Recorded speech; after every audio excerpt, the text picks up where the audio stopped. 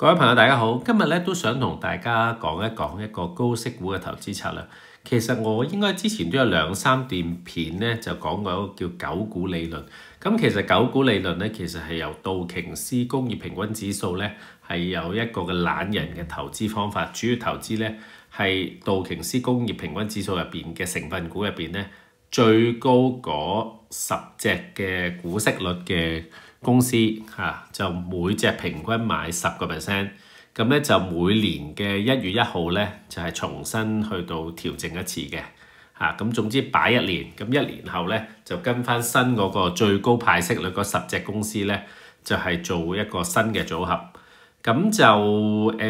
我哋咧嚟緊咧都會有一個系列嘅即係嗰個片係關於呢個九股理論。咁當然其實過去1年大家買一個高息嘅 ETF 咧個表現都相當之唔錯嘅平均有2成幾，勁嗰啲好似3190有3成幾，咁3644係啦，即係恆指嗰個每派息高息股咧都有差唔多4成嘅表現嘅。咁所以就大家其實投資高息股咧都好簡單啦，或者咧係一個好好嘅渠道工具咧，就去到達到一個唔錯個回報，兼且有個被動收入。咁但係如果有啲朋友，喂，我真係中意自己做一啲組合買股票，咁其中一個咧都係一個比較懶人嘅投資組合咧，買10隻股票都係買啲高息股咧，就係呢個九股理論。咁呢個道指嘅九股理論咧都可以咧係 apply 即係去實踐喺呢個恒生指數入邊。咁咧其實就嚟緊我都會有啲片咧回顧翻可能過去睇下有冇3、5年嘅九股恒指後九股個表現嘅情況。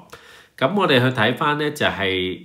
恒生指數咧過去1年咧都差唔多有3成嘅升幅嘅。咁2025年嗰個1月1號咧就揀咗10隻九股出嚟，包括中國宏橋啦、周大福啦、恒隆啦、中石油啦、恒基地產啦、領展啦、中石化啦、信義玻璃同埋海底撈、信義光能。我哋就咁睇呢10隻股票，大家會唔會投資咧？可能大家投資嘅機會都好細嘅，最多我估都係買下中石油嘅啫。其他嗰啲咧真係沾不上邊嘅，係咪先？地產個市道又差，咁大家會唔會買恒基或者恒隆或者領展咧？其實都未必會。石油都係買中石油啊、中海油嗰啲啦，係啦。都係買啲大嘅國企或者建行啊、工行，咁嗰啲表現都好好嘅咁但係如果我哋就咁計舊年2025年10大九股咧，我哋見到中國宏橋咧我哋投資呢個3190啊、3644咧，中國宏橋都係或者3110咧，都係中國宏橋咧都係頭嗰幾隻持股或者首席持股。咁如果我哋買10% 嘅中國宏橋咧，舊年係升咗成2倍嘅，周大福升咗1倍。我哋睇翻舊年九股咧，最差係信義光能係負4.13，其他全部都升嘅。咁升得誇張就係頭先講嗰2隻咧，另外恒隆地產啦，地產市道差都升咗5成喎，中石油咧升咗5成，恒基地產地產市道差咧都升咗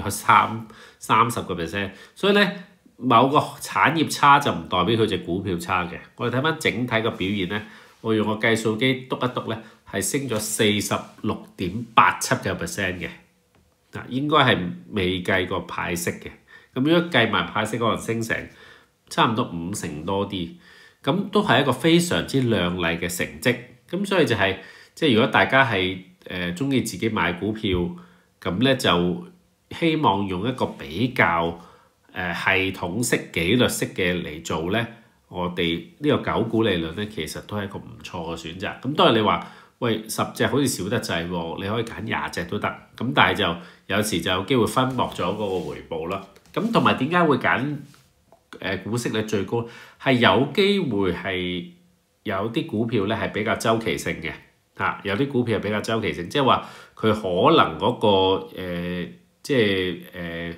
嗰個之前係比較差，跌到去谷底啦，個息率又高啦，股價又跌得殘啦。咁你去用呢個方法咧，係有機會咧係可以做到個撈底，做到個周期性嘅底部去買入嘅咁所以我哋睇到舊年整體嗰個表現就會係咁嘅情況，都係相當之出色嘅。好啦，如果我哋今年睇喺恒生指數咧，呢個我哋用 A Stock 嗰個scan 出嚟嘅，咁就派息最高咧就係呢咁多隻啦，有東方海外啦、萬洲國際啦、領展啦、中石油化工啦、華潤電力啦、中海油啦，我哋見到有啲都繼續喺度嘅，即係領展啊、嗰個中石化、中海油啊、海底撈都喺度，恒地都喺度嘅。咁只不過咧就當咗康師傅、神華同埋東方海外等等啦。咁我哋見到咧佢嗰個平均嘅息率咧都係6倍樓上，挨近7%嘅，係啦。咁所以咧我自己覺得咧都可以我哋下年去睇一睇咧呢個10隻呢個9股嘅表現係點啦。咁我都會回顧翻之前9股嗰個整體嘅表現。咁但係舊年嚟講咧，就相當之勁啦，成4成幾啦。我哋睇下今年咧係咪繼續可以保持到呢個咁樣嘅升勢啦？我估就難啲，咁但係有機會平平穩穩啦，係啦。咁有一啲舊年都唔係升得好誇張嘅，例如萬洲啊、呢個華潤電力啊、康師傅呢啲，或者睇下會唔會有機會咧後來居上啦。咁呢個咧模式咧係我哋唔睇基本因素嘅，好盲目嘅咁所以就呢個都可以俾大家一個參考啦，就希望呢方面咧幫到大家咧可以從另一個角度、另一個方法咧去做一啲懶人投資嘅高息股嘅組合啦，係啦。咁我哋都會開一個播放清單咧，回顧翻之前9股嗰個整體表現嘅，係啦。咁就多謝各位收聽先，多謝晒各位。